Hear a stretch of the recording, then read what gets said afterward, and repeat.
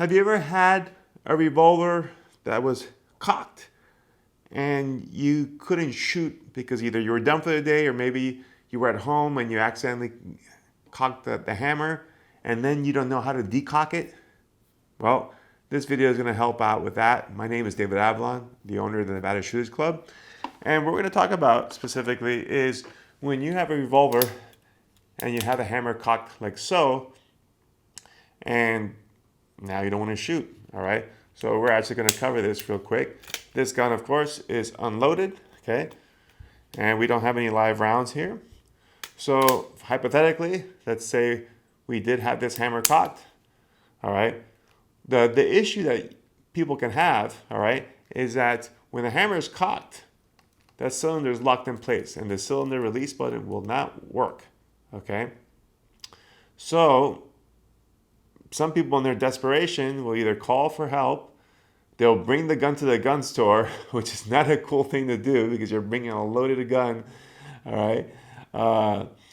Or they'll try to find an empty place where they can shoot it to get the gun to unload, which these are all bad things to do, all right? Hopefully you did the best option, which you just YouTubed it and then you got to figure it out, all right? So all we had to do really is to decock it. And to decock, simply, I'll demonstrate it first. That's it, okay? And now we can open it up. So what happened here, all right, is that the hammer's cocked, okay? And I can't force the hammer down. The only way the hammer's gonna drop is if I pull the trigger. But if I pull the trigger, you know, obviously it's gonna drop and it would shoot there.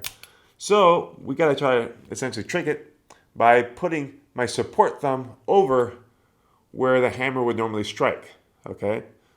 Now, if I pull the trigger, it's just gonna hit me in the thumb, which doesn't feel that great, but it's not gonna actually fire the gun. But rather than take a little shot from the hammer, we can use the hammer's spur with my dominant hand and hold on to it. So now what I'm gonna do is pull the trigger, okay? And once I start letting the hammer drop, I can release the trigger. And now the hammer is going to continue to fall, and I just ease it down. Just like that. And that allows us to safely decock the gun so it doesn't fire, cause any type of disturbance that we weren't hoping to have, okay? And at this point now, we can open the gun, unload it, and operate it normally.